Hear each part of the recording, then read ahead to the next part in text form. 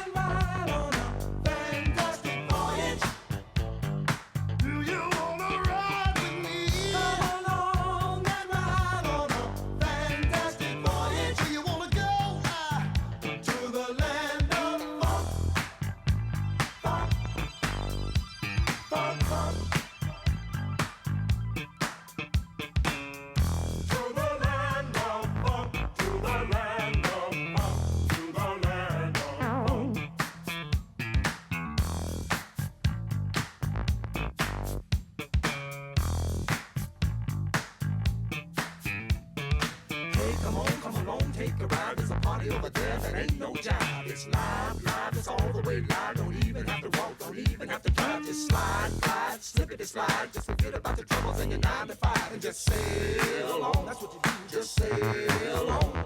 Now this groove so funky, hey, what do you think? What is it called? It's called a lakeside stank.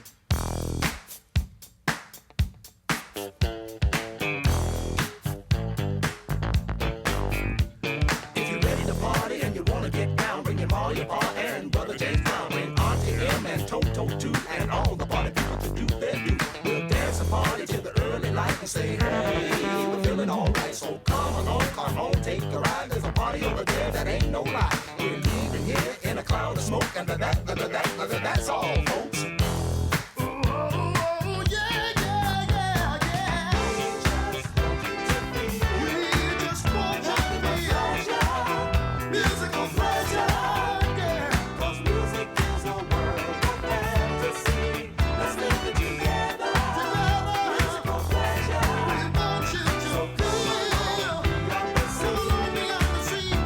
The sun.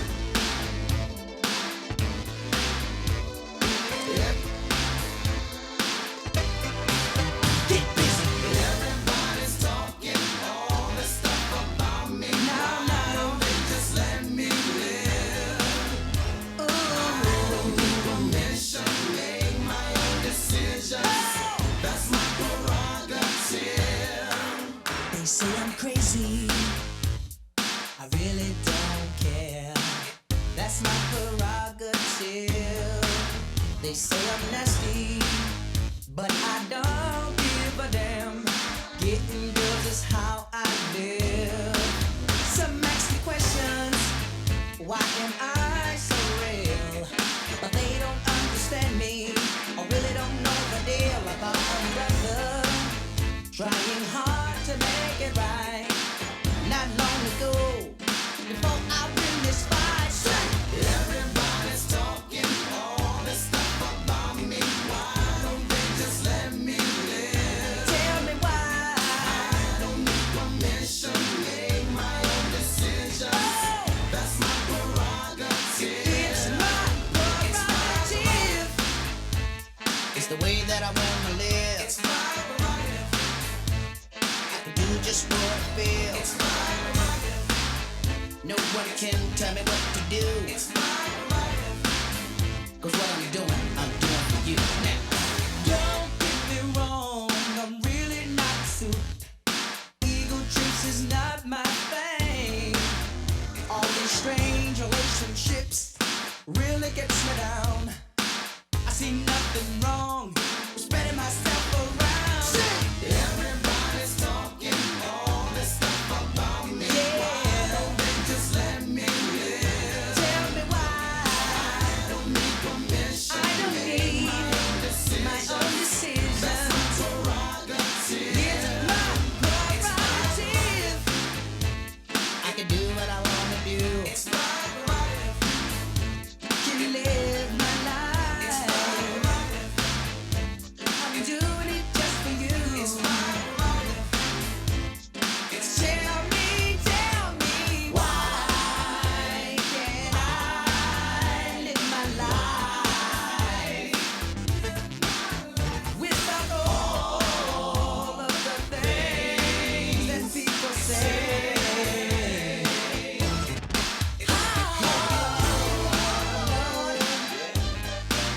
Yo, Teddy, kick it like this. Now, I can do what I wanna do. Me and you, together. Everybody's talking about me. Why don't they just let me live? Why don't they just let me live? Permission, I don't need permission from nobody. That's my prerogative.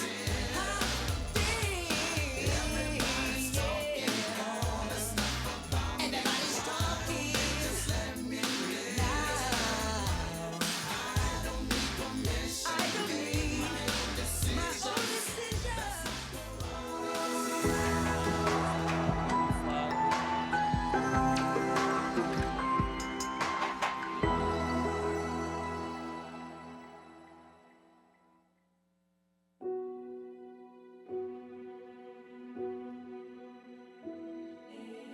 For the last 25 years, there has been one company that has been the premier organization dedicated to cultivating talent among Black technology professionals. It is this organization which continues to build legacy and demonstrate excellence. They have excelled in equipping men and women with personal development through the academies. They have invested in the future through the power of financial impact with their scholarships. They bring our leaders together with yearly symposiums. They have shown the world that the talent they have in this industry delivers on its excellence. They are changing the future. They are leading the way. There is no barrier that can stop them. We are ITSMF forever. Welcome to the ITSMF S2-23 Symposium. Please stand and join me in welcoming President and CEO Johanna Jones and Board Chair Michael Buckham White to the stage. Opened up your heart and you told me to come and go, my love. 1,000 kisses from you is never enough.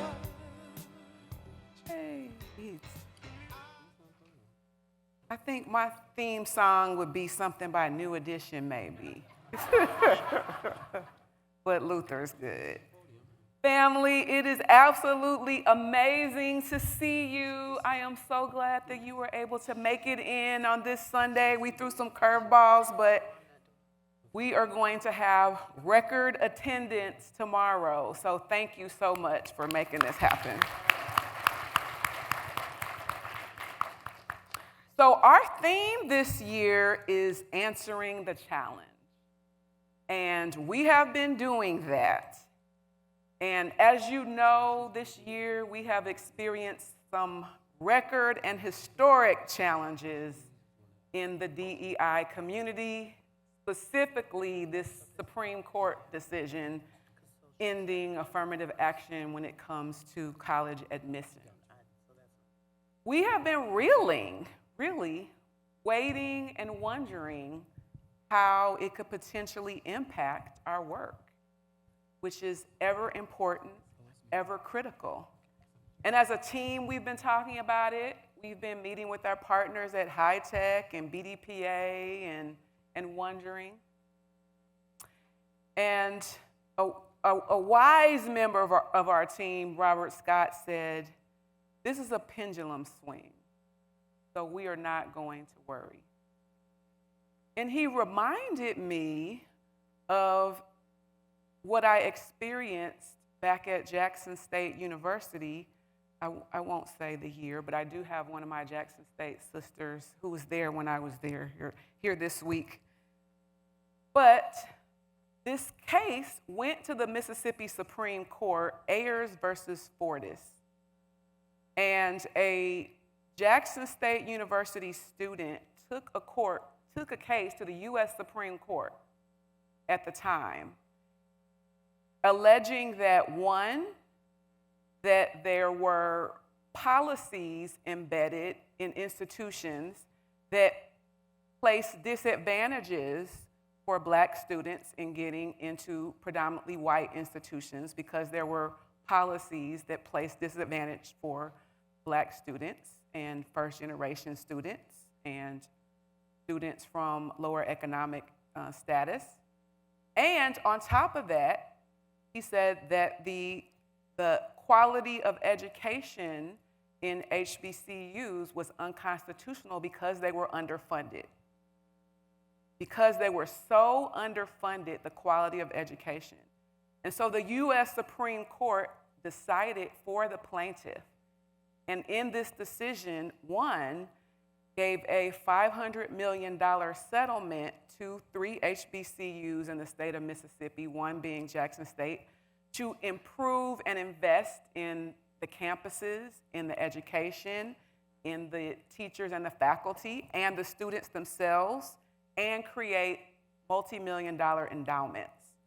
And at the time, the Supreme Court said that they were not going to rule on whether or not it was going to be mandatory for state-funded institutions to desegregate. At the time, the state of Mississippi wanted to use that opportunity to say that state-funded schools could not be historically Black, that they had to have equal numbers of Black students and white students. And I remember being in class one day and my political science teacher said, everything that you're going to learn about political science is happening right now. And what are you going to do about it as students? And so we went to the Mississippi Supreme Court every day. We went to the legislature. We protested. We had every news outlet in the nation coming down. And that case was decided for the plaintiff. And the 3 schools received a multi-million-dollar settlement. And we were not required to end our HBCU status, but we had always provided equal opportunities for all students to have a quality education. And so today, I know with confidence that despite this Supreme Court decision, there are times when we have to be challengers, there are times when we have to be disruptors, and there are times when we have to be multipliers. And today we are doing just that, that despite the macroeconomics and with the Supreme Court, we've had a record year in ITSMF because of the work that you're doing as members, because of our corporate partners, and because of our strong legacy of the founders, and two of which are here today in this very room. So thank you.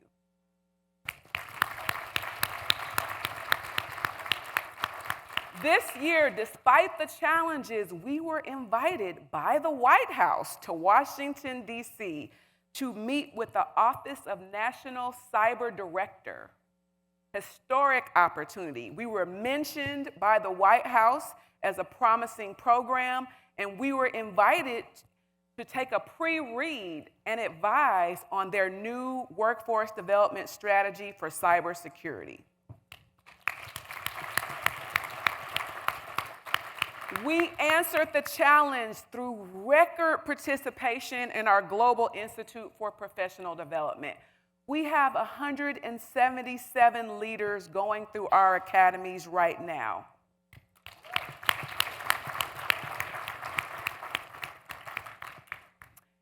This year, we've already brought in 115 new members.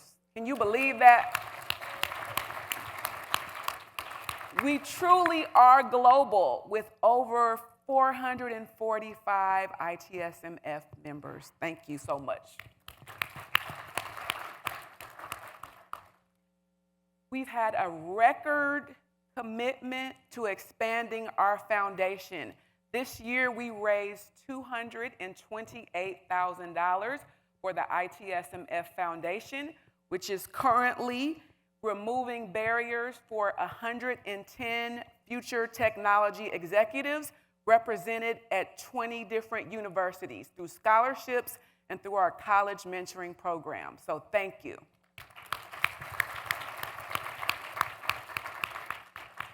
And in addition to that, our partners are setting the tone for what it truly means to invest in leaders, to attract the best and the brightest, and to expose them. And one of those partnerships was Wells Fargo, who made a historic commitment to expose 98 leaders through ITSMF, Global Institute for Professional Development Programs, in 1 year. 98 leaders.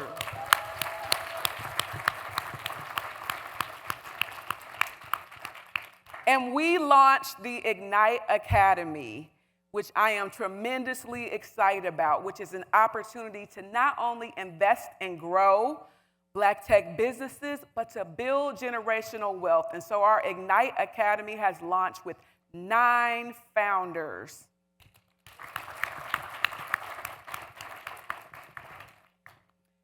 And it was James Dallas who said earlier this year at our GIPD graduation that in order for us to make it to the C-suite, it takes more than brilliance. It takes more than hard work and head-down diligence. It truly takes a quantum leap. And that quantum leap happens when someone opens the door, when someone mentors you, when someone sponsors you, when someone looks at you and sees your potential and invests in it and says, it is your turn.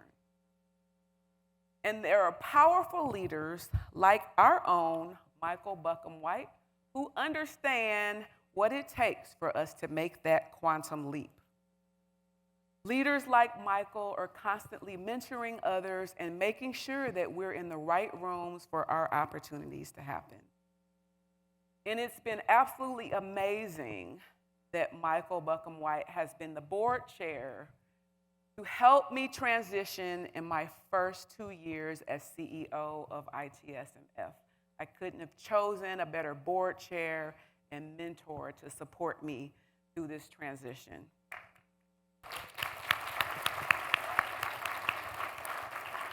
As board chair, Michael has strategically led the board through COVID, selected and transitioned the new CEO, myself, updated bylaws, expanded our board and our board committees, and implemented an aggressive 3-year strategic plan. help me in welcoming Michael Buckham-White, Global Managing Director of Technology, Consulting, Advisory Board, and Brand at Deloitte, and of course, the ITSMF Board Chair. Welcome, Michael, to the stage.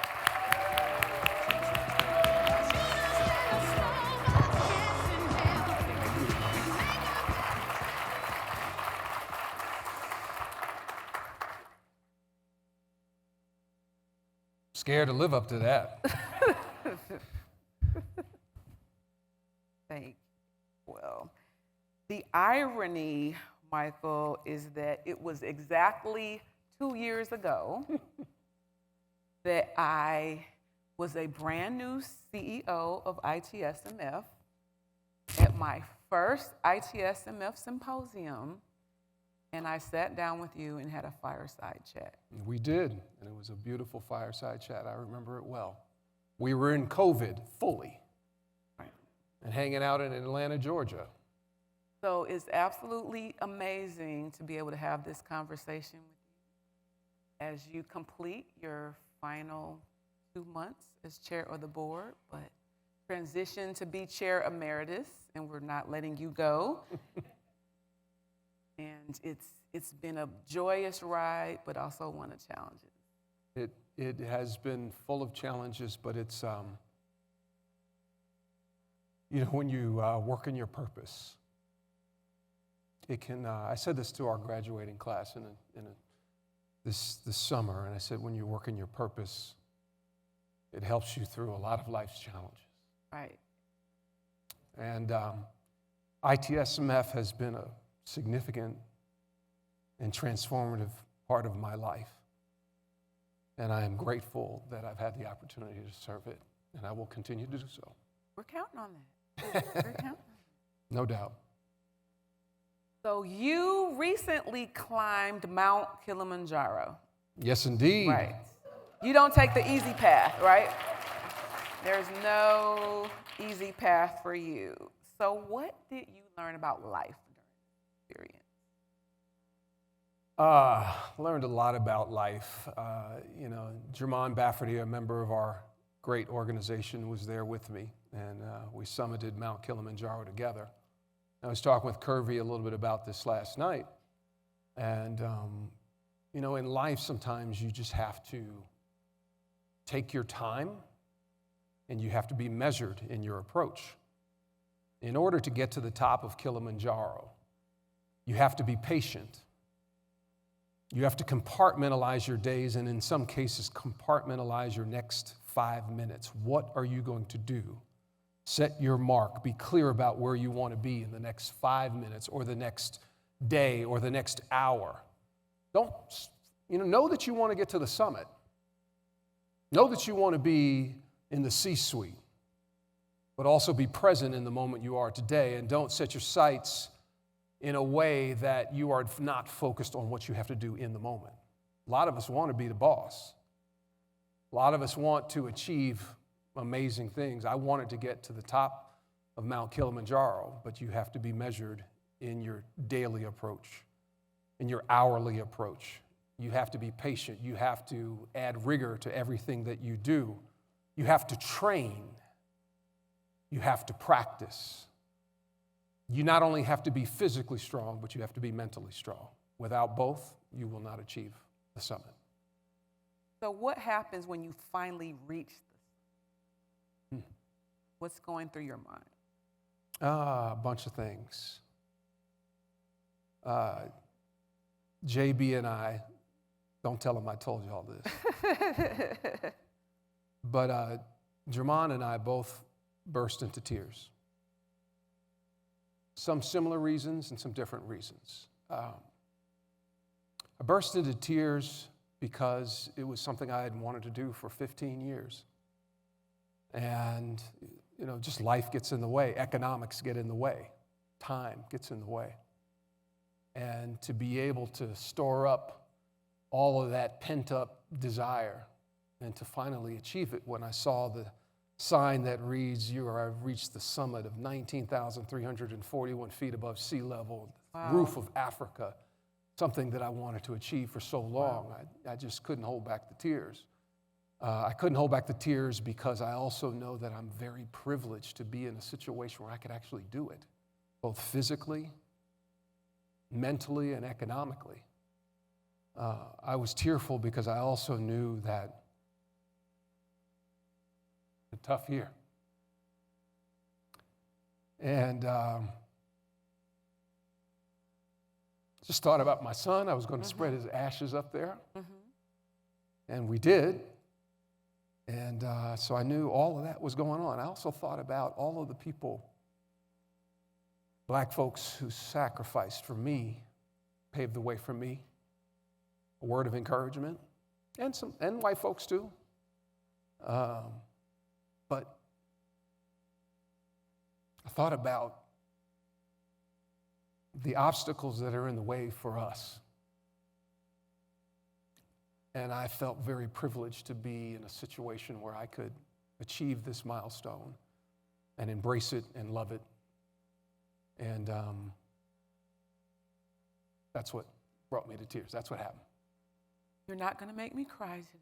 Well, I hope you don't cry, because if you cry, I'm definitely crying. Right. No, I'm not going to cry. So you are a master at bringing out the best in people. What are your top 3 tools you would give to our members in our community here today for leading people to excellence? I didn't know she was going to ask this question. I didn't know most of these questions I don't ask. Didn't know you were going to ask.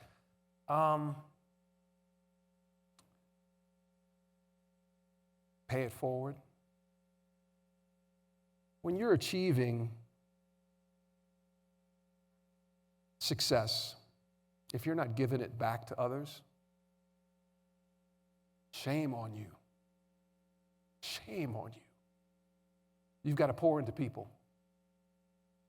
And all people, but particularly us, because we have a particular deficit as black and brown people. We've lived under the cloak of oppression for a long time.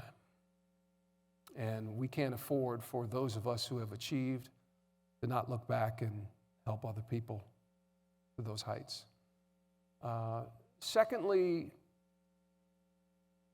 be consistent in trying to continue to learn. Generative AI has been around a long time, machine learning, but it's the hot thing, and it's going to continue to be the hot thing.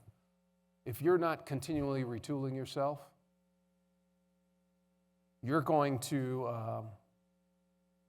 fall short, and eventually you will be obsolete. One of the things that I would say that, directly related to your question around superpower, I think that I have a strength, and I think it can be cultivated, in building rapport with people very quickly. And a lot of that has to do with caring less about yourself and being more interested in what's going on for them, finding the connection point. In probably a minute conversation, and it's been very helpful to me, I can absolutely work to find a connection point with just about anybody, save for the devil. That's definitely your superpower. So if you could summarize your life in one 90s... Hey, wait a minute, I'm 52. No. In a 90s hip-hop or R&B song, what song would it be? Oh. Man, that's hard. So I'll tell you all a little bit of a story, and you'll understand why I'm going to choose this song and this group. It's going to be Soul to Soul, Back to Life.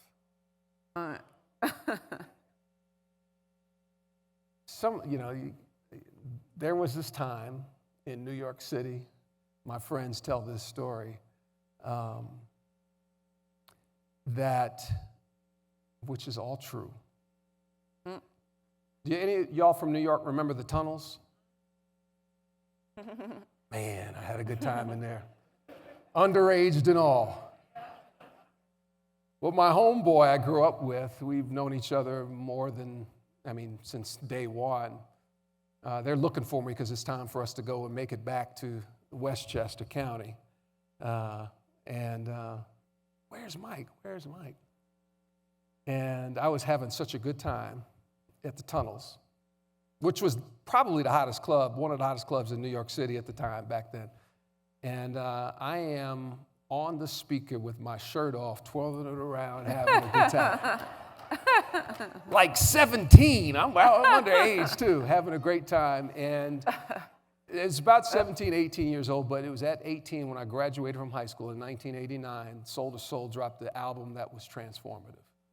And they had so many good messages there, back to life, keep on moving. So I would choose those. All Sorry. right. Thank you. So you've worked with the board to develop some pretty lofty strategic goals. Mm-hmm. Tell us about where you think we are right now. The last 4 years, there's been a great deal of turbulence. Viola, who had served the organization for 17 years, was retiring, and we needed to hire and find great Johanna Jones. And there was a great deal of change that we had to deal with.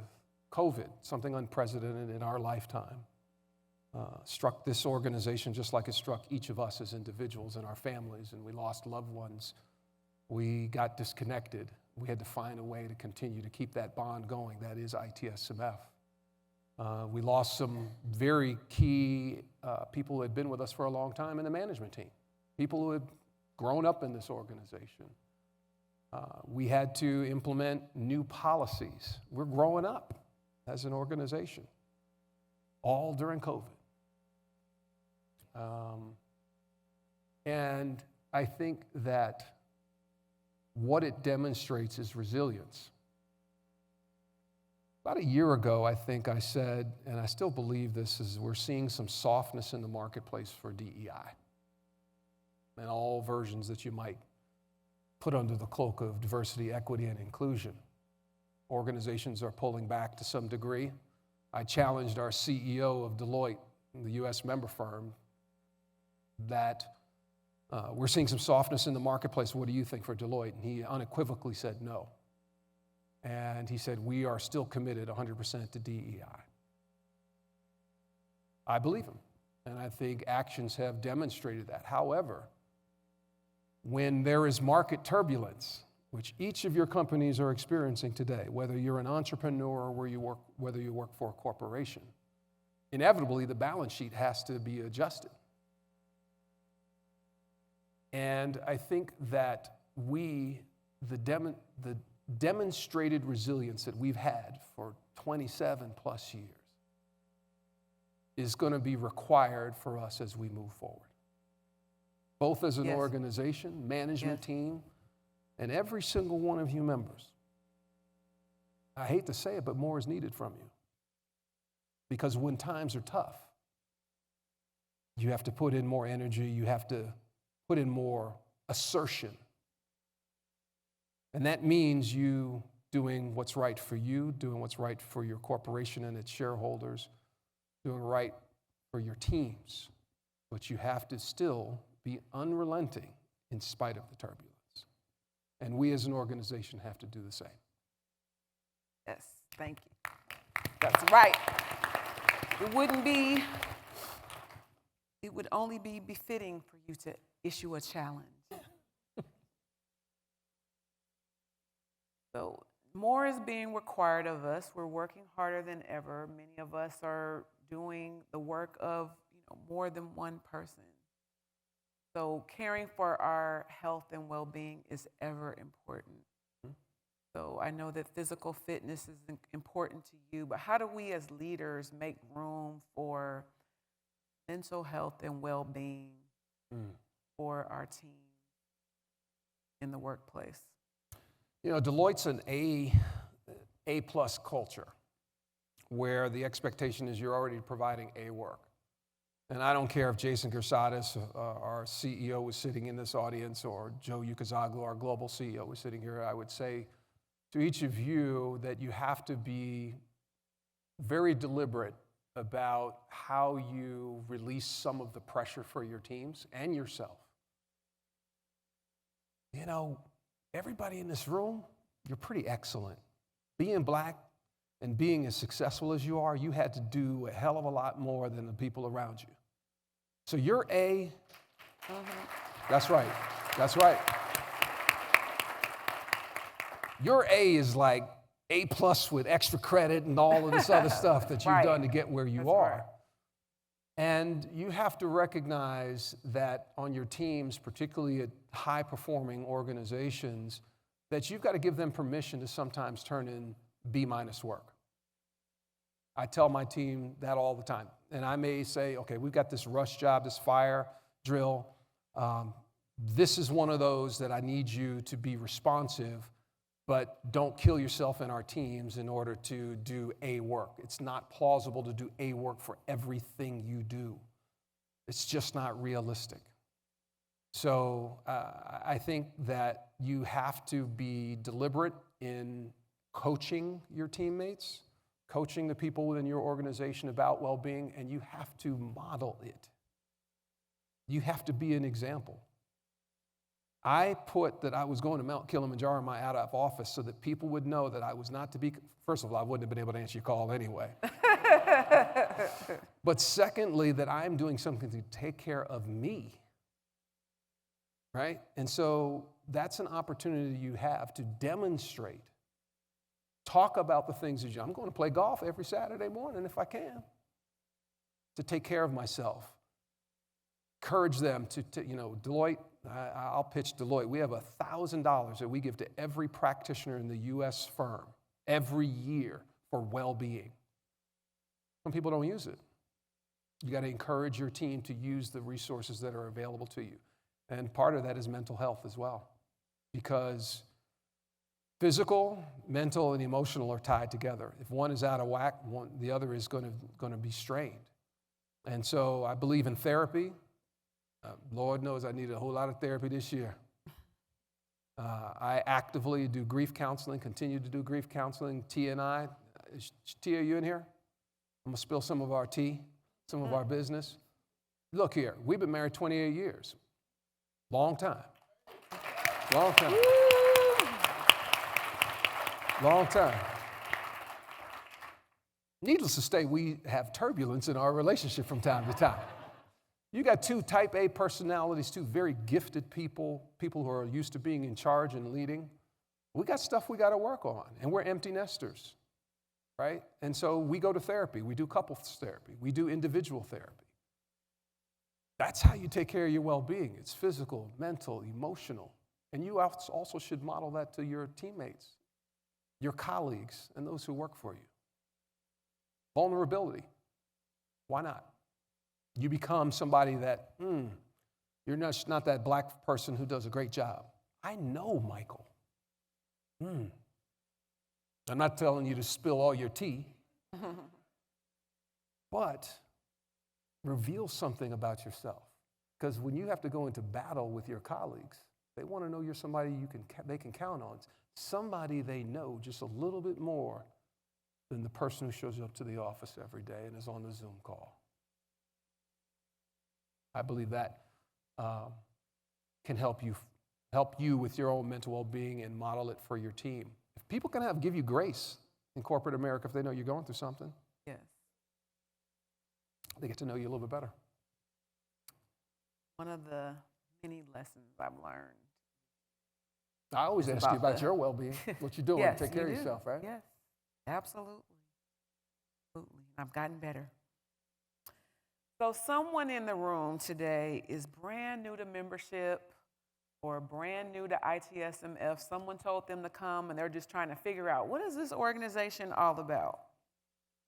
So describe what It's My Family means and give an example. Who's new? Who's a new member or a first time here? Please stand.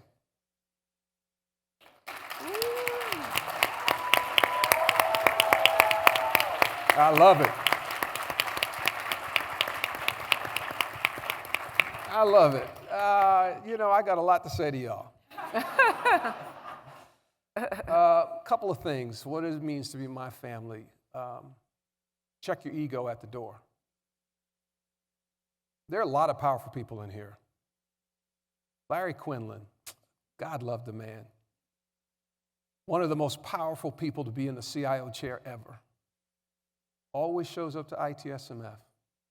He may be for 2 hours, but he's going to be here.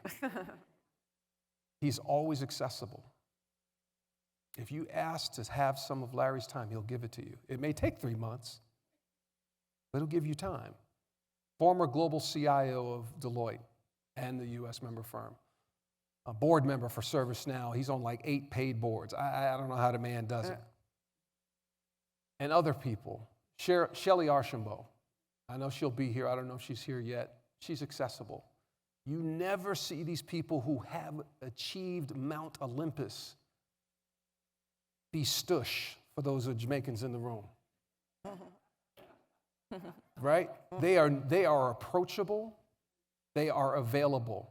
It is your responsibility as a member of this organization to be available, to allow yourself to be there for someone else. Secondly,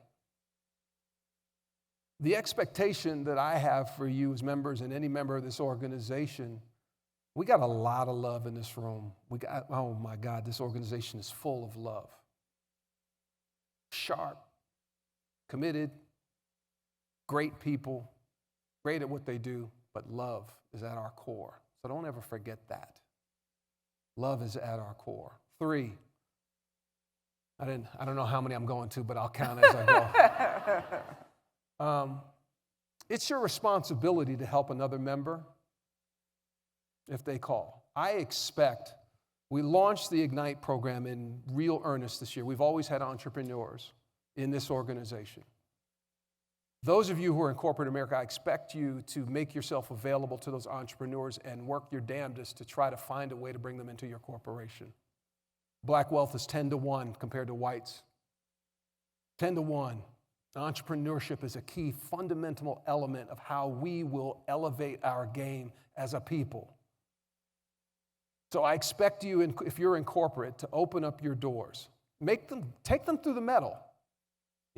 Take them through all the milestones and check all the boxes, but make yourself available to them. Make yourself available to other members when they reach out. People in here are out of work right now. Doesn't mean you have a job for them, but you should make yourself available to help in some way, because that's what family does. Family shows up when nobody else shows up. Family gives when it's hard.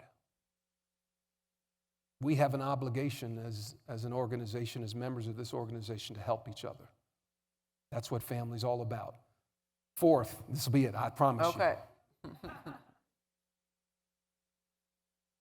Folks in IT and technology tend to be a little bit withdrawn. Some of them. Some of them. Don't come for the first time and because nobody's talking to you that you don't become assertive and insert yourself and introduce yourself to other people. Say that again? You want me to say it again? Right. Okay. Yeah. Benet said I got to say it one more again. Be assertive while you're here. Get to know people. Get out of your shell. I know it may be a lot of work, but assert yourself. Get to know some people. Ask them who they are. Ask them about who they know that you can get in contact with because you have parallel desires and aspirations. You have to be assertive. And you have to be assertive as a member at helping others. Everybody should be a mentor. We have 177 people going through our programs. 177 in the academies. This is not a place where you come. You're going to get a whole lot. You're going to get a whole lot out of this organization. But you got to come first ready to give. Give of yourself. Give of your time. Give of your energy. I guarantee you, you will get more than you give.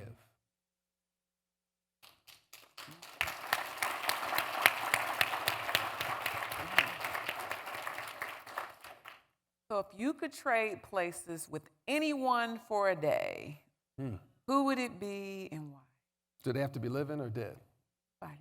You could trade places with anybody for a day. What?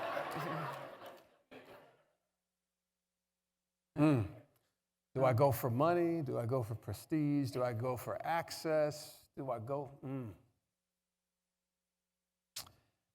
Got to be Barack.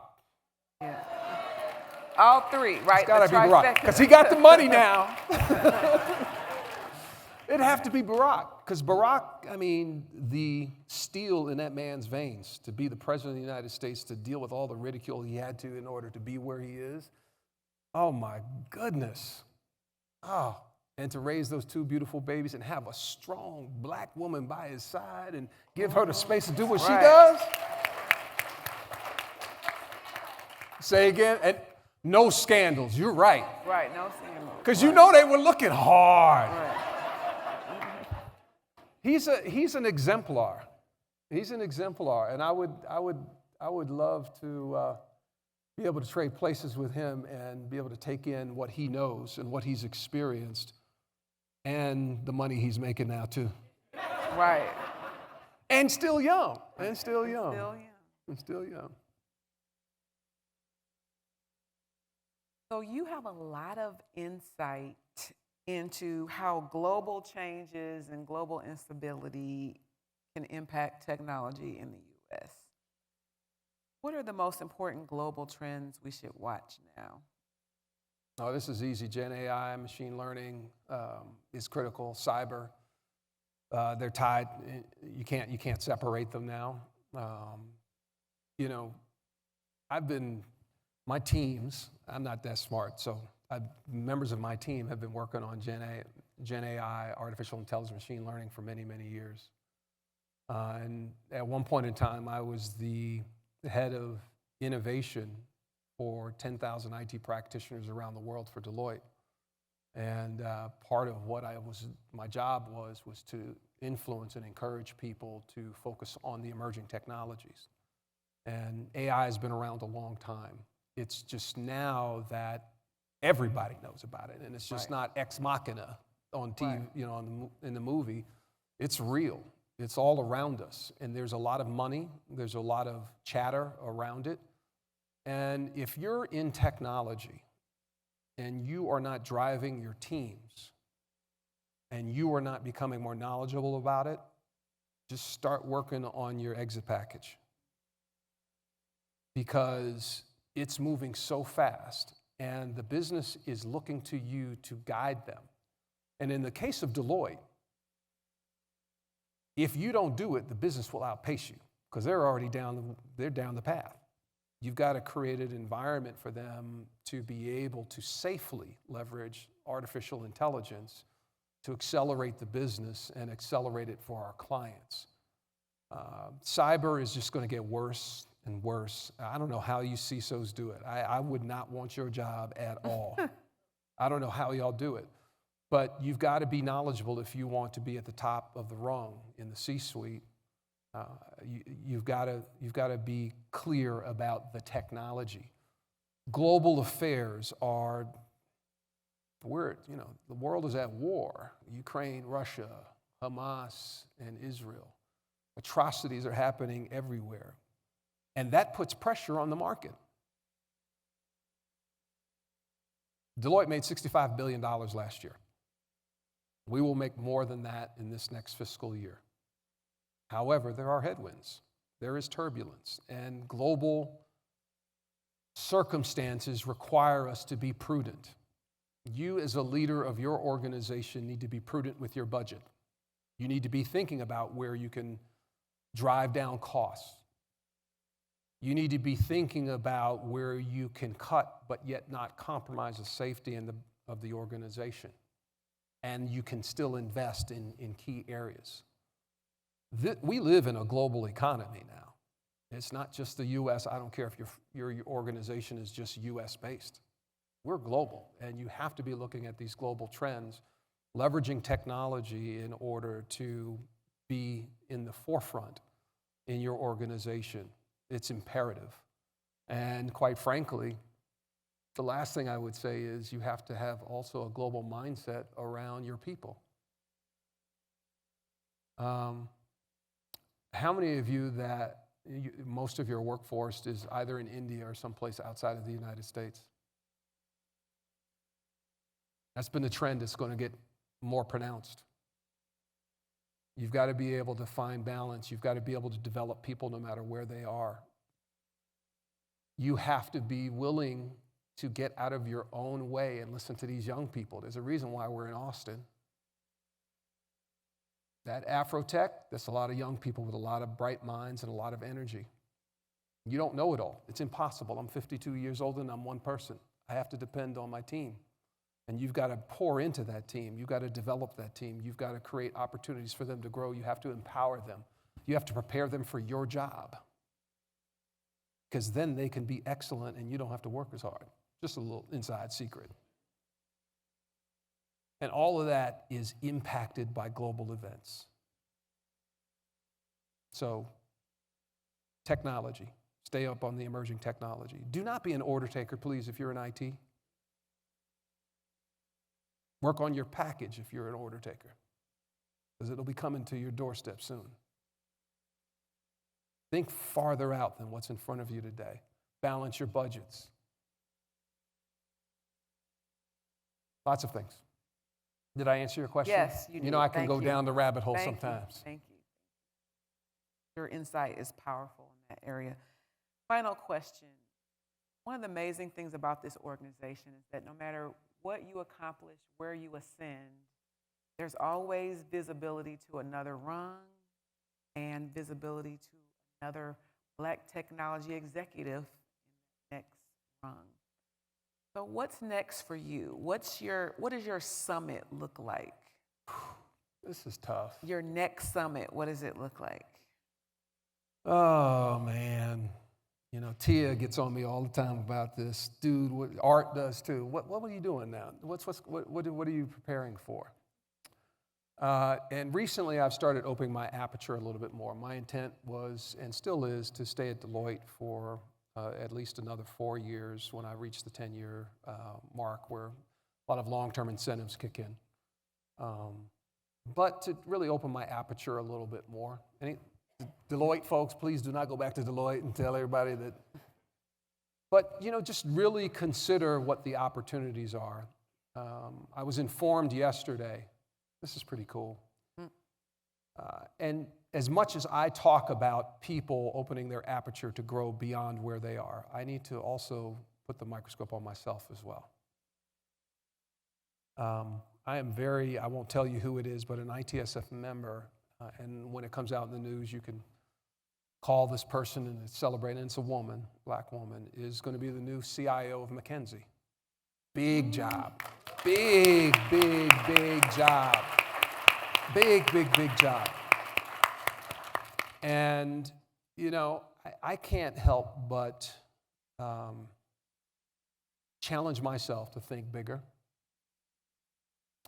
It's harder for me because a lot of times I'm so focused on helping other people because purpose drives me. Many of you may not know, but I lead our next gen efforts for Black people at Deloitte, all across the firm. Doesn't matter which business it's in the United States. Driving our partners, principals, and managing directors to help and influence the pipeline of those young Black practitioners to become them. And while it doesn't take up too much of my time, part of the challenge I have is there's more work to do. Yes.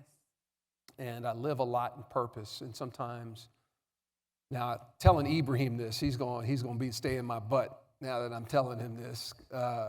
But sometimes I get caught up in the purpose, and I have a strong sense of partnership at Deloitte. Sometimes I'm looking out for other people. I'm not always looking out for myself. And Tia stays on me too, right? You know, I opened up with that. And so I have to make sure that I'm practicing what I preach. So I don't know, but I know part of the process is allowing my aperture to open up a little bit wider. Deloitte and what's beyond. Thank you so much. Thank you for your vulnerability, your candor, and just being an excellent model for humanity. Thank you. Thank you. Thank you for saying that.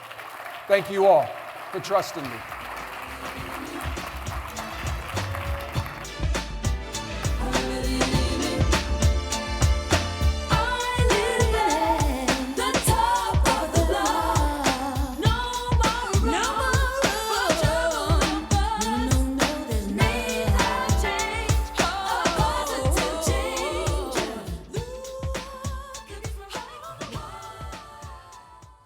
Please join me in welcoming to the stage ITSMF founder, executive coach, trusted advisor of the road before you, Kirby Burton. You really, really do, yeah. I gotta let you know you move me, yeah.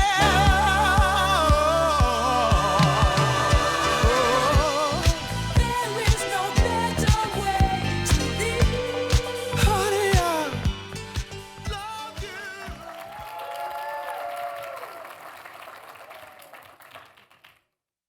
That's not the song I was expecting.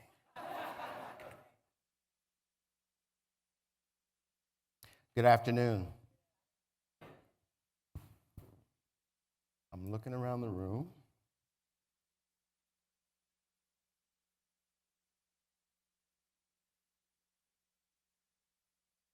Just a couple of things as we get started.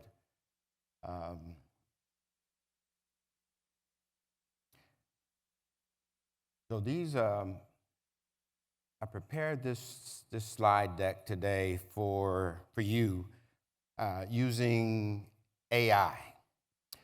So my apologies if you see some glitches here and there, but it was fun playing with the technology. So I'm not a technologist anymore. Been there, done that. I am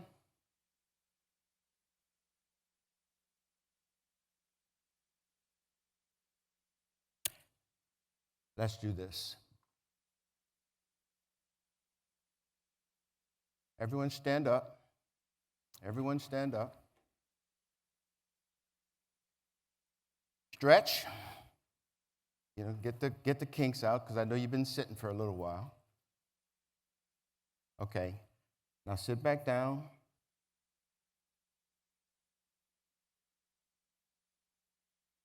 Now I want you to sit up straight, straighten your back.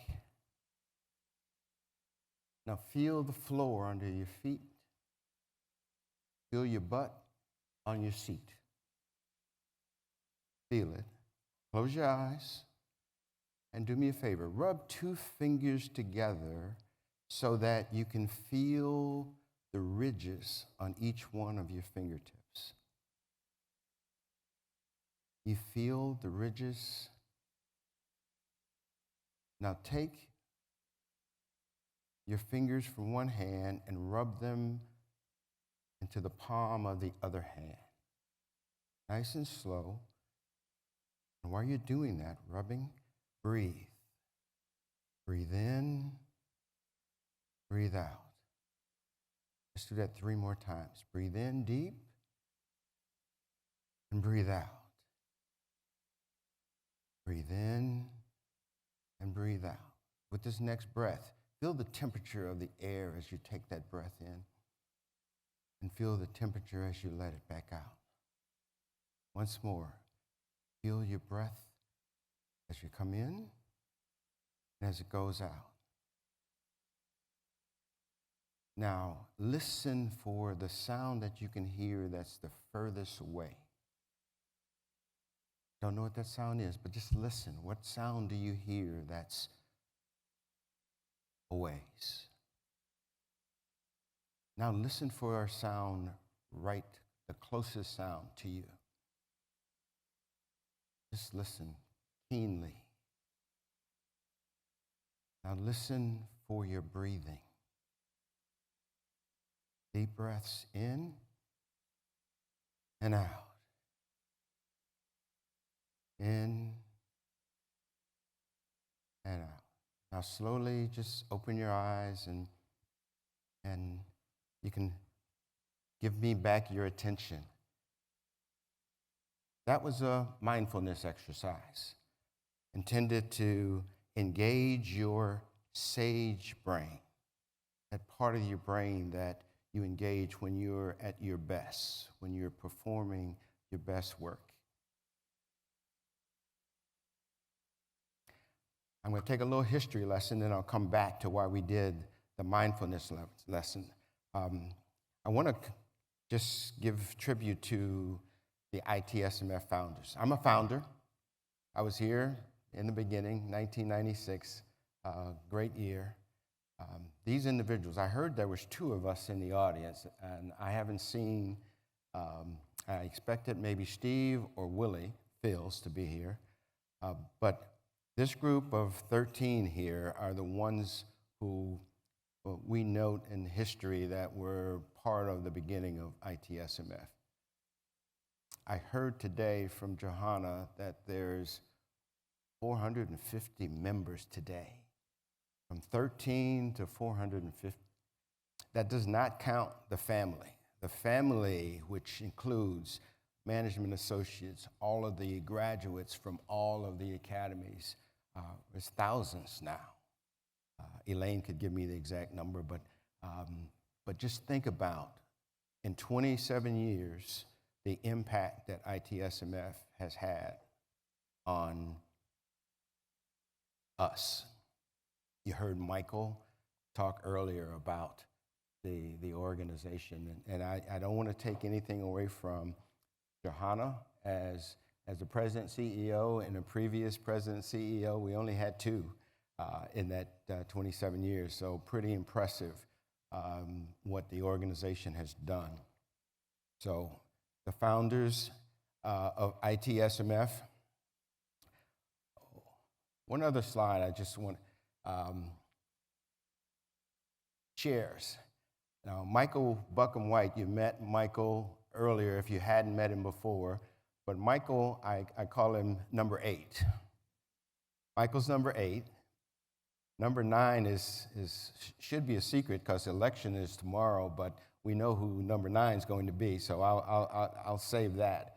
But this is the group of individuals who have been the chairs of ITSMF. And before we had a president and CEO, the chair was the person that ran the organization.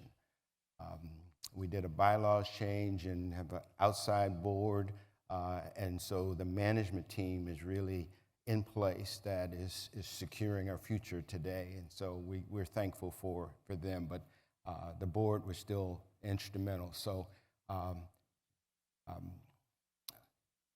earlier this year, we did tribute to Carl Williams, and I just taken a moment just to say thank you to this team of founders, but also to Carl and his legacy. The rest of these chairs are still with us, and you'll see many of them, and I'll mention a few others as I go through this material today.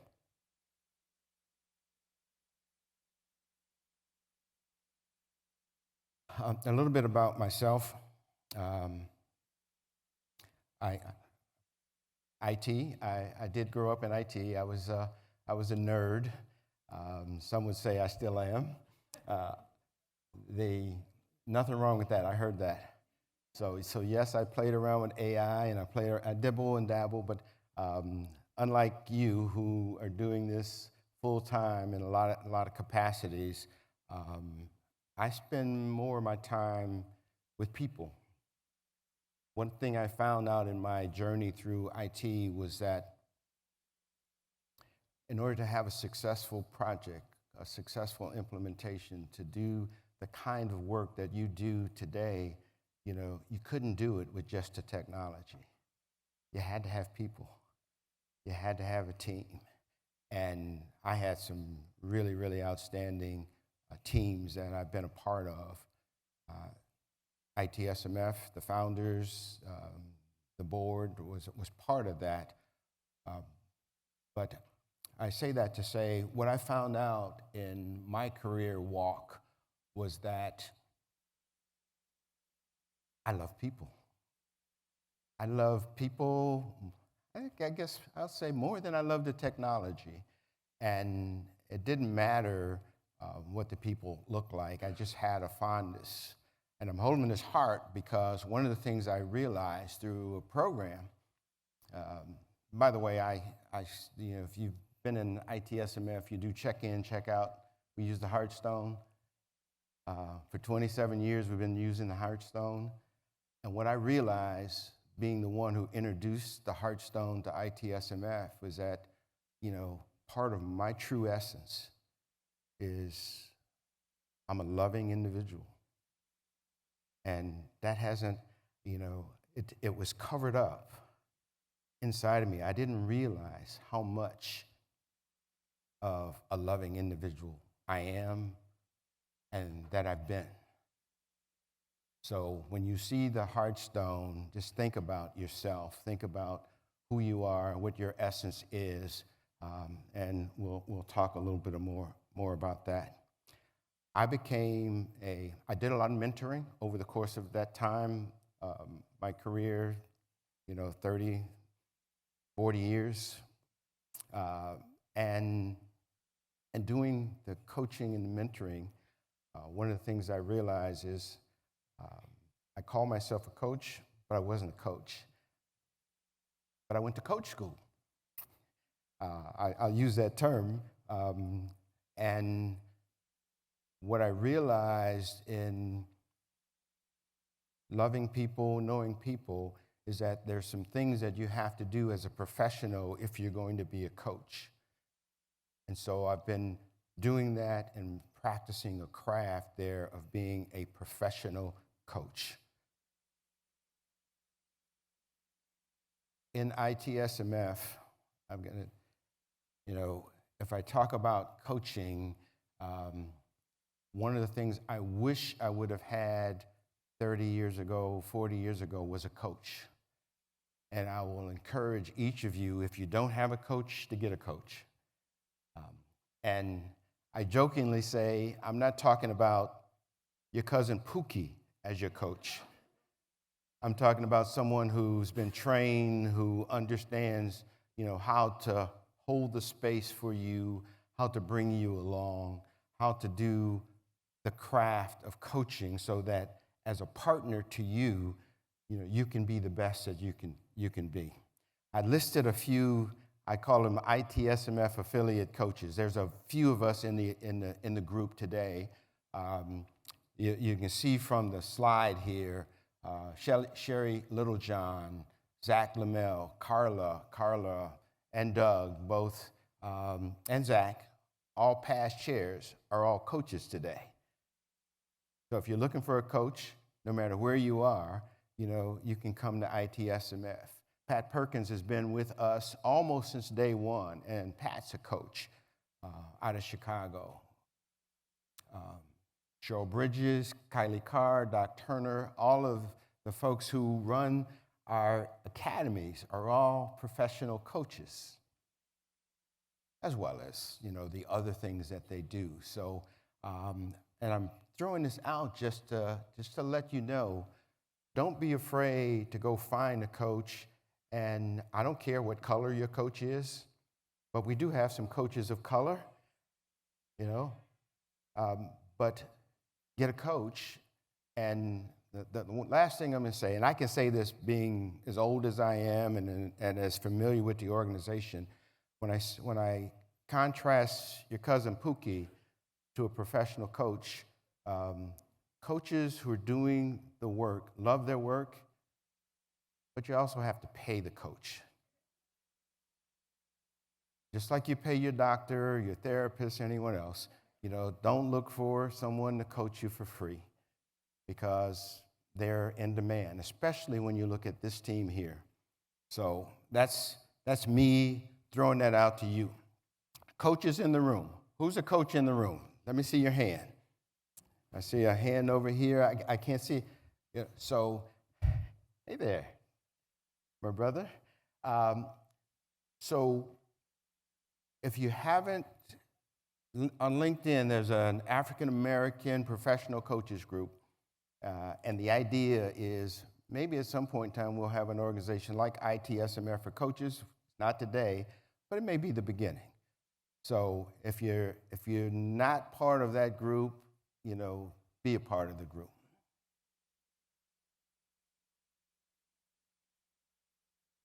So my topic today is mental fitness. And I'm not gonna, you can read the definition here.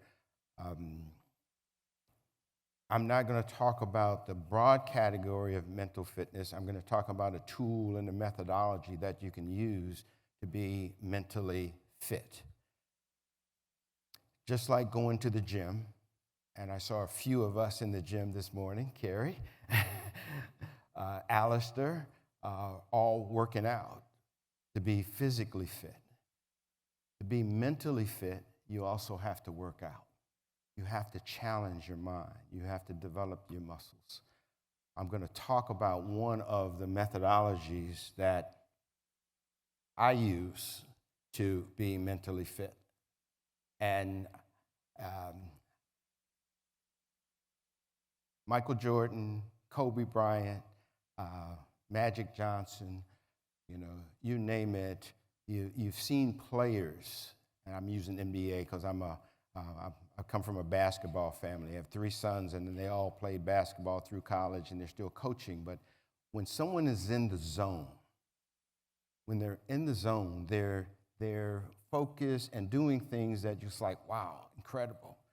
Kobe Bryant, 61 points. That was before he did the 80-point game, right? In the zone, lights out, unstoppable, no matter, and folks are trying to stop them, right? That focus, to do that, they have to have not just the physical ability, but the mental ability to do something that they're gifted with, but it's just, at that point in time, it's just incredible. So when you think about being in the zone athletically, that's one thing. When we bring it to business, the term I would use is flowing. When you're in flow and you're doing your thing and you're being your best, you've got your mind is focused in a way, like in athletics, that is zeroed in. The ability to get things done, whether you're doing analytical work, whether you're in front of a group, a crowd, speaking, whatever it is you're doing, you want to be in the flow. And the use of a tool like positive intelligence, that's what we're going to talk about today, will help you understand how to have the mindset and be in the mindset to be your best at that point in time. So we're going to walk through positive intelligence. We're not going to, and I'm not going to, I don't want to differentiate PQ from EQ and IQ and all of that, but I will just tell you, as a coach who is certified in EQ, understand IQ, understand PQ, I will say, for me, this is a foundation of to be able to use all the other tools that you'll see. Some may disagree, and there's some similarities, but I'm gonna talk a little bit about PQ.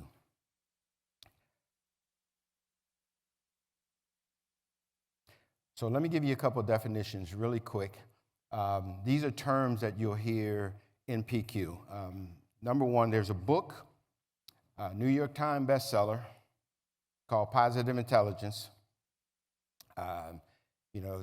So this is, I'm not going to go through all the details that are in the book because I want to save some time for some Q&A, but this is like the handbook.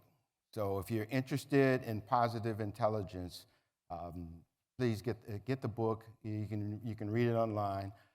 The website, positiveintelligence.com, is the source for much of the material and a couple of programs that I'll talk about. So if you didn't get that, you can write that down, positiveintelligence.com. There's a PQ. PQ is a term we use, but it stands for the positive intelligence quotient. It's a number that can be calculated. It's the ratio of the time when you're in your positive brain to when you're in your negative brain.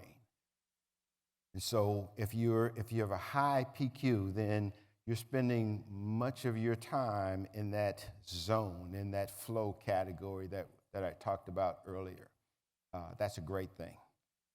Very few people do that. So don't think that there's something that's not right if you're using, if you don't have a high PQ, you can get there.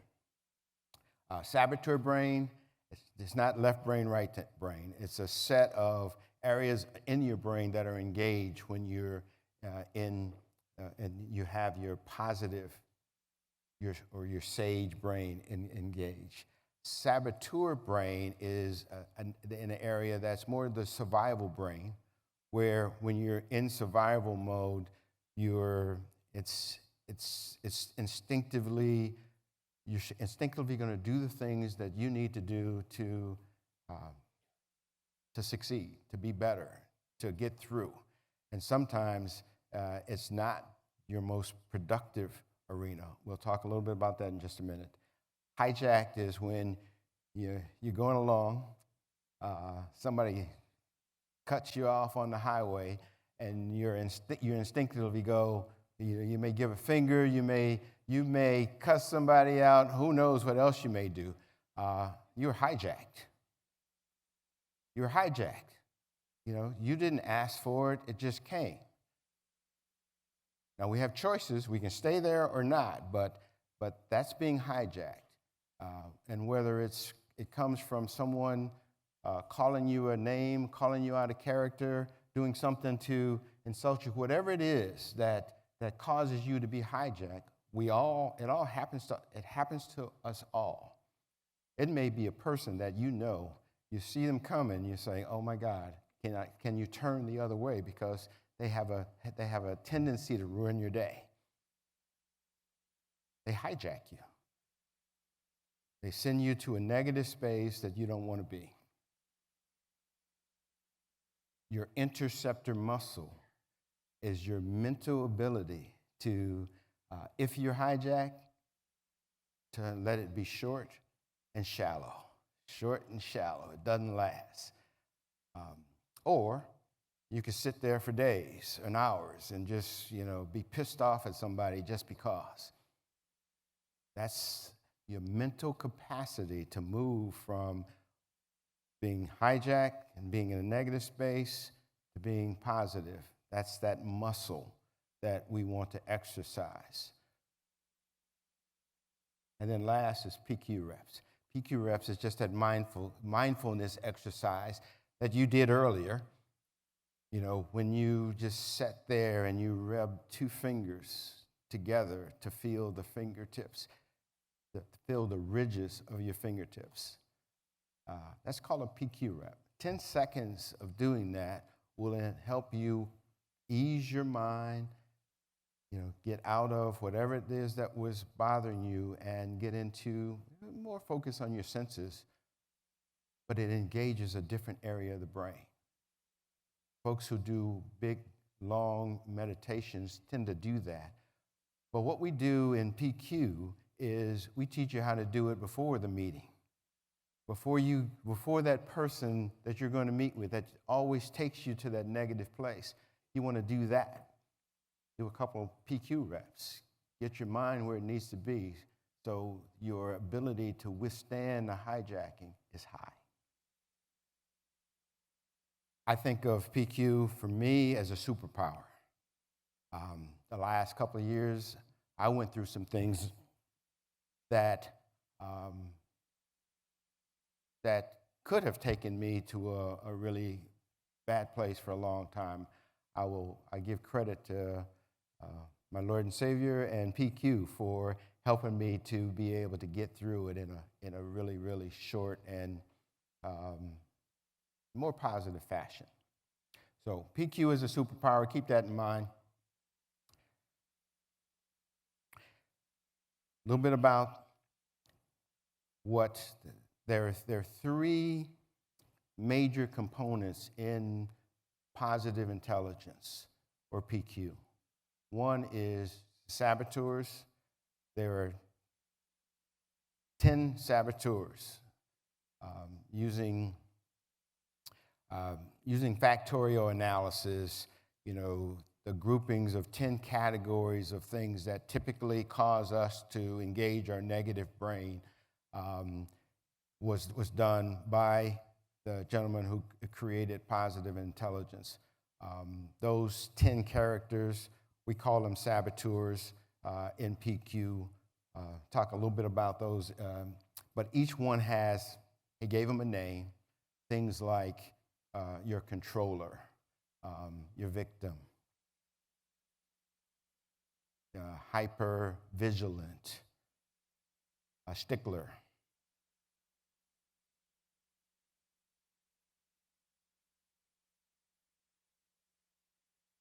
My clicker isn't working. You hit the right button. There are 5 sage powers in the sage brain, areas that, if you practice and develop strength in these categories will help you. So I'm going to talk about that. There's a question, if you feel pain, is that a good thing? Yes. Yes, because pain typically warns you of something that's happening that you need to do something about. You have a headache, that's probably something causing it. If you've got, pain in your body, it's usually coming from somewhere. If you put your hand on a hot stove, it's hot, so you can leave it there or you can move it. It's a choice. It's a choice that we make. So here's what I want to talk to you about when it comes to your choice of being upset at the driver that cut you off, and letting that linger. You go down a path that says, I'm going to hang out with the saboteurs for a while. I'm going to stay in this negative space. Or you move to a positive place. That's a choice that you make. And we consciously decide what we're going to do. So let's talk about the saboteurs.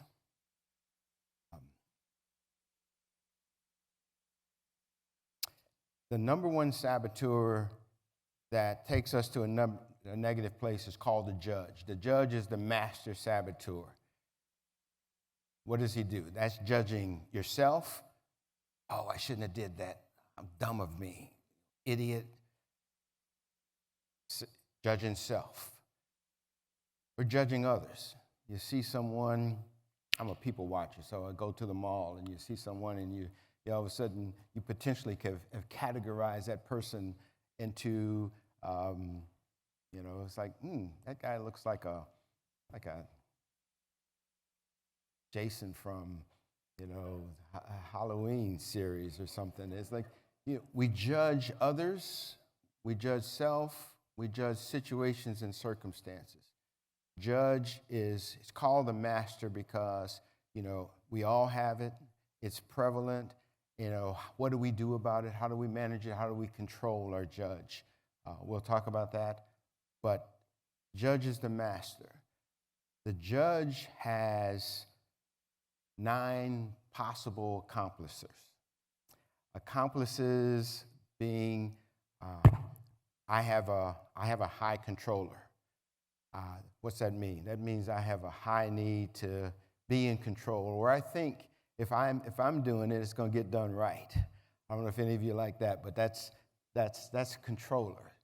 So I had to work on, and I have to work on my controller, to not try to be in charge, to let go, to let others do things. The saboteurs in themselves are not bad. As we think about the judge, the controller, I also have a high hyper-rational. I call my hyper-rational my Spock. When I was coming through IT, I thought it was cool to never let anyone see me sweat. That's how I operated. I practiced being like Spock from Star Trek. The downside of being like Spock is you're like Spock. People don't know when you're happy. They don't know when you're sad. They don't see highs and lows. They think you don't care. You know, heartless. That was me. That was Spock. So if you knew me 30 years ago, it's like, man, that brother is cold-blooded. Yeah, I was. And I thought it was good. And then I found out through feedback that wasn't. So we have to be careful. So the details on each one of the saboteurs you can find on the website or in the book, but believe me, they're out there. Stickler. Many of you in the audience are sticklers, perfectionists. In itself, the traits are not bad. So here's the deal when I was talking to you earlier about finding out that my true essence is a loving person. Somewhere over time, my true essence got buried underneath the hyper-rational, the controller, all of the things that I thought were going to help me be successful, buried who I really was. So as you think about that, what's your true essence? And how do you bring that out? How do you uncover? In itself, the saboteur tendencies are not bad. They help us survive. If I'm a pleaser, I found out that it may have been mom and dad who gave it to me. Wanting to please mom and dad and not have them be upset or angry at me may have been something that helped me be successful, right? Being a controller, getting projects done, may have been something that helped me be successful, but it doesn't serve me long term. It doesn't serve me if I'm trying to move into a collaborative space. I'm trying to work with others. Being a hyper-rational where you're in relationships and people think you don't care. That's not going to give you the skills and techniques to develop deep, lasting relationships. We have to watch. We have to understand and be very, very self-aware of the things that we do, the tendencies we have. Here's a profile. So I would offer to all of you, go on the website, do the saboteur assessment, and it will give you a breakdown of your 9 accomplice saboteurs. This is an example of someone who has a very high controller. They're also a high avoider, hypervigilant, and pleaser. This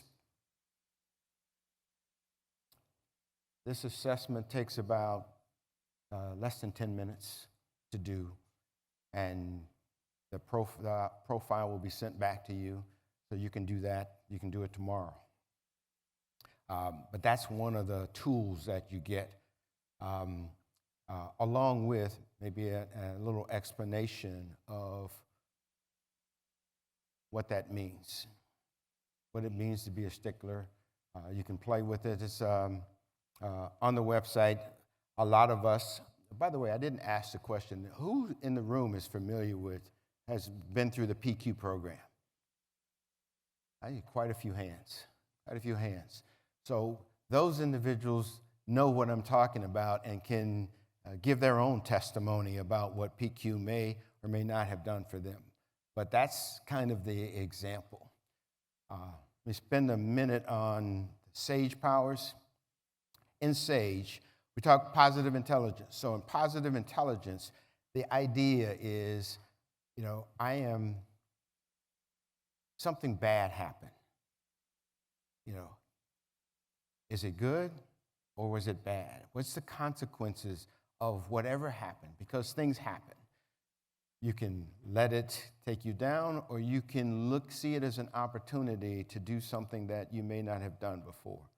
Many, many people have taken negative circumstances. They got fired from their job, and the job they got down the road was 10 times better than the job they got fired from. That was a gift. They didn't know it at the point in time, but it turned out that way. So when you think about the sage perspective, it is, how do I find the good in what happened? How do I look at something that was not so good when it happened, and find the blessing in it? That's the sage perspective, and that's kind of a fundamental to us as positive thinkers. We try to think, okay, it happened. Now what are we going to do? How do we move forward? And so that's one of the ingredients. Every outcome or circumstances can be turned into a gift and opportunity. Sage powers. When I think about being pissed off at someone, being irritated at someone, one of the things that I find is one of the powers that I love is empathy. Having empathy. Folks look at and I say, well, I know what empathy is. I'll tell you, until I started positive intelligence, I never practiced empathy.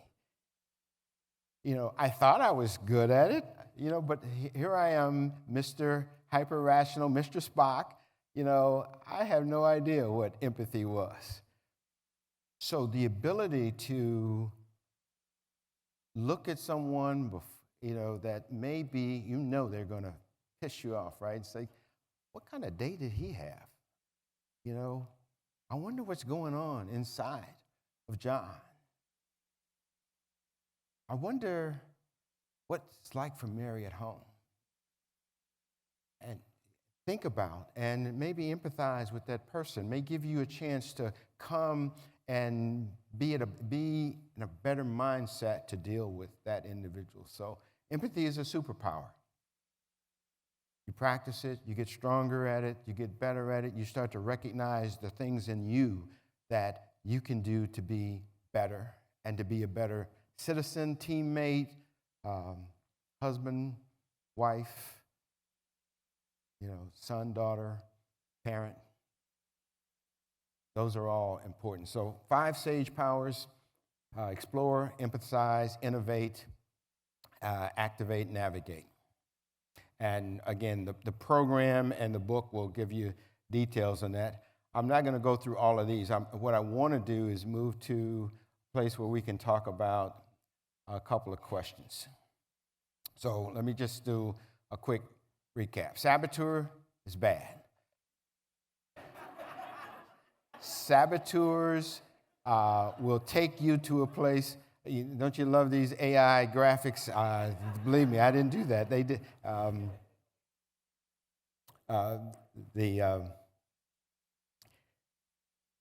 So if you think about being able to sense where you are you feeling negative? Are you feeling low? It's probably your saboteur brain engaged. How do you go from feeling that to feeling, in another place? How do you get to sage, where you're feeling more upbeat, more at peace, more calm, more able to get in the zone, to get in the flow? You have to mentally know where you are and mentally be able to move. You have to strengthen your mental muscle to be able to make that move. That's the interceptor muscle. You can practice it. You can through repetition, like being in the gym, you can be able to move and move in an effective manner. Couple things, basics. Saboteur is bad, negative flow. I think I saw Zach. Did I see Zach over here? Maybe I didn't. You know, if you went through Emerge, you know you talk about the Energy Leadership Index, ELI. ELI talks about negative emotions, positive emotions. Same kind of concept. When you're in a negative space, you can move to a positive space if you use your interceptor muscle, you strengthen the muscles, and you understand how to make that move. You're self-aware enough to know, I'm not in a good place and I want to move. You know, if I stay upset, then it's not going to serve me at all. You can move. For me, I practice gratitude. Gratitude is one of my quick moves to my sage brain. Like, you can't think about and be truly grateful for something and be in a bad place. They just don't go together. So what can you do to move? Journaling for some. It may be taking a bike ride for others. You know, whatever it is that you do, you can practice doing that. Okay, one thing I'll leave with you real quick. The PQ program. You can also find that on the website, Positive Intelligence /program. You can find the description of the program. Those who have walked through the program, the folks who raised their hand, it's 6 weeks. It's 6 weeks, and I say it's about 3 hours a week. 3 hours a week, but that 3 hours is broken into small, bite-sized pieces. 1 hour video, 15 minutes of PQ reps every day, and maybe a focus of the day, and reading the first 8 chapters in the book. You know, you will be working with a small group, guided through 6 weeks of positive intelligence, working on developing and strengthening your mental muscles to allow you to move from being in a negative place to being in a positive place. Exercising, you know, those 3 major components in PQ. So that's kind of what I wanted to share with you. Now I want to just have some dialogue now. Those who are in the room, I don't know if we got mic runners or not, who are in the room who have experienced PQ, or anyone who has any questions, real quick, I'll try to answer those.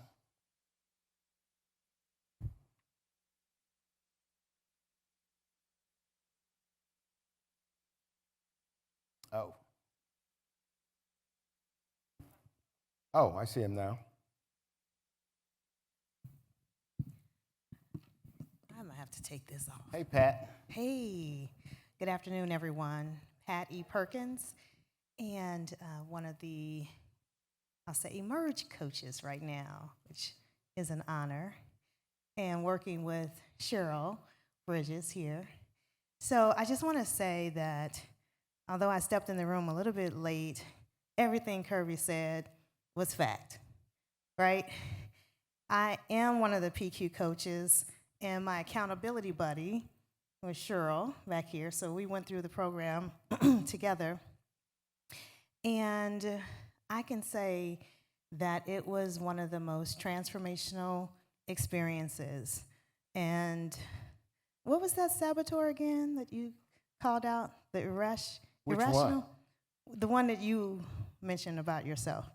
Oh, the hyper-rational? Yeah, that's it. Uh-huh. My spot. That's the one. That's me. That's the one. That was my go-to. And now as I practice consistently, because it is a practice, it's like anything else, I'm able to leverage SAGE pretty much instantaneously. And the other thing is, you know, the holidays are coming up, right? Y'all know the holidays are coming up, right? So I don't know about y'all family, but I'm already anticipating that somebody's going to forget something. I project manage most of the holidays, and so you have to in my family. Oh my God. So There's a little controller there too, huh? yeah, just a little bit. Just you did not, my friend. You did not have to say that. So I have to practice because I'm already anticipating that, someone's going to show up or somebody unexpected is going to arise. And I would have done my practice so that my sage will be on 10, I'll say. But I just wanted to echo and amen everything that my friend Kirby has mentioned, because it really is a superpower. And today, with everything going on and transforming in our lives, not to mention the holidays, we love our families, but you know Uncle Willie and Joe and cousin Bobo, y'all know. All right, thanks, Kirby. Thank you, Pat.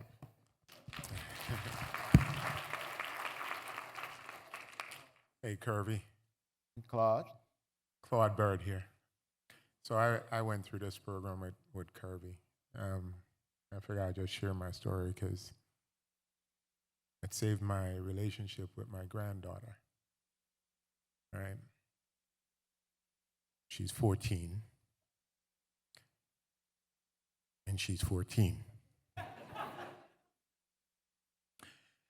And, I raised up in a era where you do as I say, don't question me. All right? And that was my approach with my granddaughter. And I could tell you it wasn't working.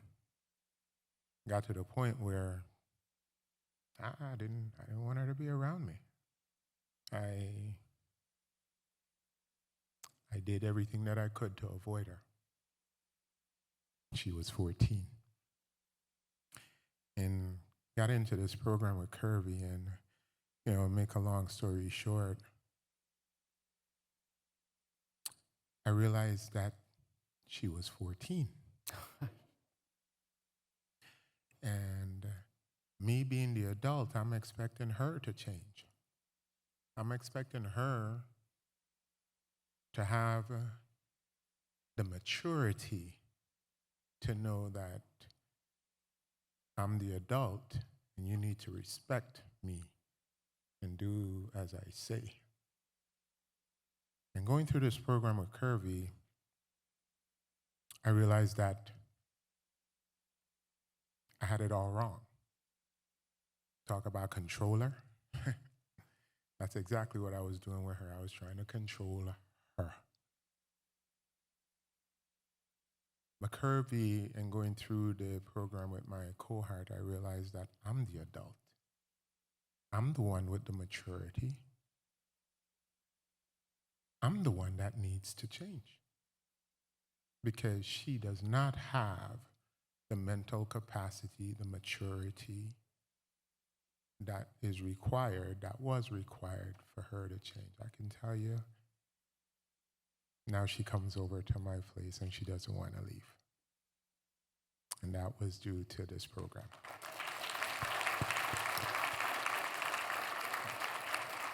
Let's take a couple more questions and then we'll wrap.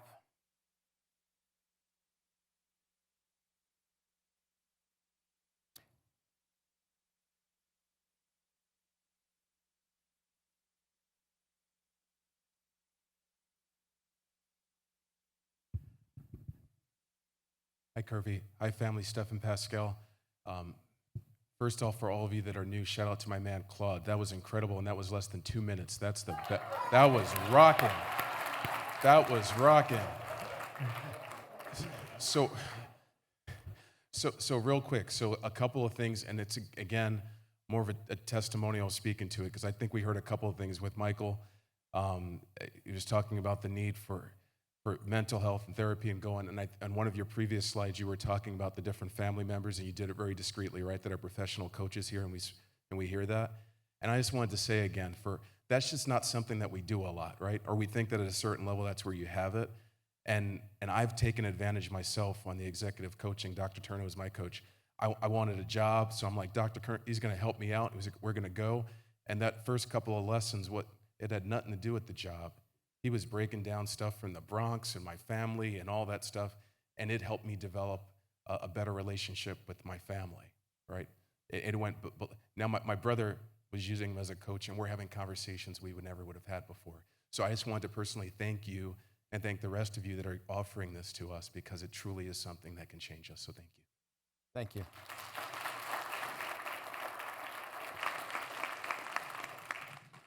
Hi, my name is Monwumi Akinyoade, call me Omi. And I have a question. I'm a delegate from someone at my table who has a question about how this can be applied when you have a team of saboteurs. How can you apply this as a tool to address the situation? Thank you.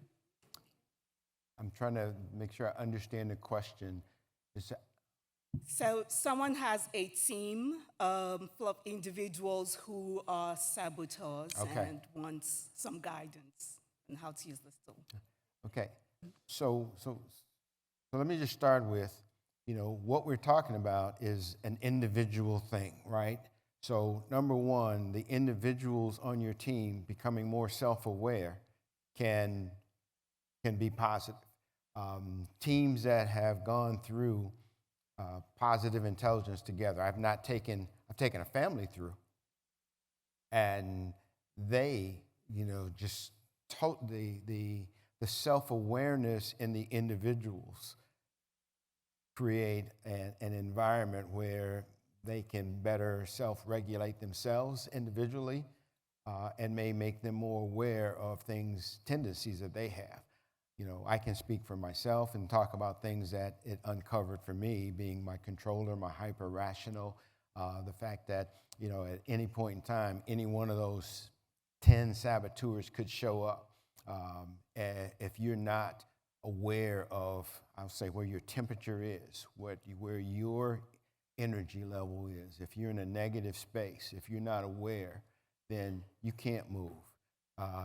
If you're in a negative space, then what's the next thing could happen? You got an escalating or de-escalating cycle to make things worse. So each of us individually have a responsibility to manage self, become aware of self, understand what triggers you have and not have. So some of us, let me just say this, for coaches, all of the coaches can help you if you need therapy. Coaches will say, hey, I may recommend, going to see a therapist. So we're not talking about therapy. We're talking about coaching, helping you be more aware of the things that, maybe drive other people crazy, but maybe don't serve you well. So it may not be PQ as the tool that I may use or Pat may use or some of the other coaches may use. It may be, we may just focus on, may focus from an EQ perspective. You may have done a 360-degree assessment that says, man, your self-esteem is here, everyone else thinks is there, and we've just got to work on upping your awareness of where you are and helping you with that kind of thing. So that's where it starts. But when it comes to teams, we're as strong as our weakest link, right? So helping a team member who needs help, that's okay. We can bring a PQ coach, or an EQ coach, whatever is necessary, but someone who can be objective in the process and help you as a team be better. That would be my quick answer to that. Hey, Cheryl. Curvy, Cheryl Bridges. I would be remiss if I did not say thank you for sharing about positive intelligence. And as a coach, I just wanted to say a coach needs a coach too. So at times it is necessary for us to immerse ourselves in programs like that. But I wanted to just encourage you all to really consider finding out more about PQ. For me, the saboteur that arose in this assessment was a victim. I had no idea where that came from, none. And what was interesting was that the people who are closest to me had no idea that I would have a saboteur such as that. So what that showed me is that I became very good at masking. So many of us mask. And so the positive intelligence helped to take that mask off so that we can be authentic. So if you haven't taken it, I would encourage you to. Thank you so much, Kirby. Thank you. You know, I appreciate everything everyone has said. I appreciate your having the patience to listen to me today. As an ITSMF founder, I'll tell you, as I started with the Hearthstone, understanding self, being aware of self. I now build everything that I'm doing around who I am, what my true essence is. And being a loving individual and recognizing that is really, really important to, whatever it is I'm going to do next. And I'll just share with you, know yourself. If you need some help, want some help, get some help. Whether it's a coach, it's a therapist, whatever. Just get it. Don't try to do it all by yourself. We need each other. ITSMF is family. Happy to be here, happy to see all the smiling faces, and I'm going to say I'm done, and I will see you in networking. Enjoy the next 2 days of being here with us, and I don't know who's next, but I'm done. So.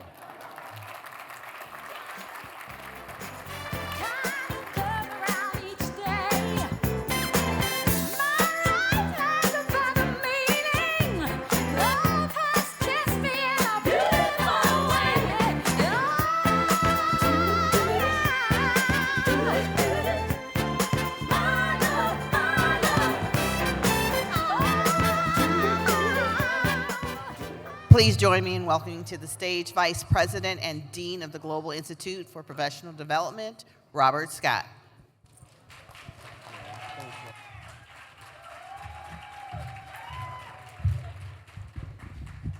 Now, those of you that know me know they should be playing Kendrick Lamar right now, but somehow we missed that cue.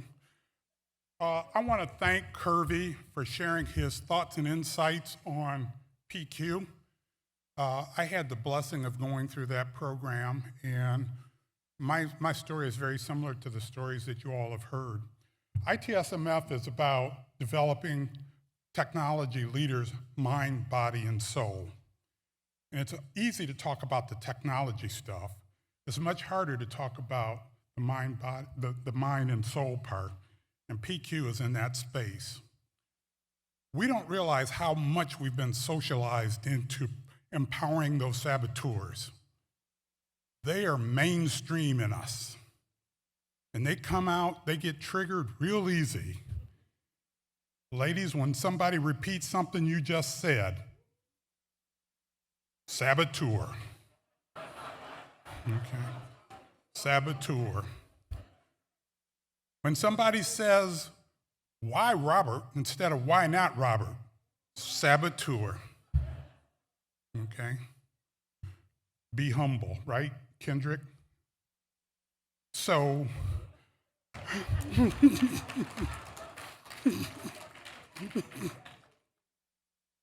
what is it? Sit down, be humble? So anyway, I strongly encourage you all to think about this program and things like it that ITSMF brings forward, because our mission, our purpose is developing the whole person, mind, body, and soul. So now I'm going to do what I'm really here to do, which is to close out the day. I want to remind everybody about a rooftop radiance networking event in Zanzibar tonight at 8 o'clock. ITSMF has a history of taking over places and shutting them down, okay? Now, I know it's going to be a little, I'm from Florida, and I'm already cold, And it ain't got cold yet, and it might be a little cold, so I want you to dress properly, but show up and show out. We're going to kick off tomorrow's program with breakfast at 7:30. Now, what time did I just say? I'm sorry, what time did I just say? Okay, and the general session starts at 8:30. What time did I just say? 8:30. Did I say 9 o'clock? No. Did I say 10 o'clock? I said 8:30. Okay? Sit down. Be humble. All right, lastly, I want to remind you that all of this good information is on our event app, and you should download that and use that to kind of make sure that you show up and show out on the right time. I look forward to seeing you all at the fundraiser and at the Zanzibar. Sit down, be humble.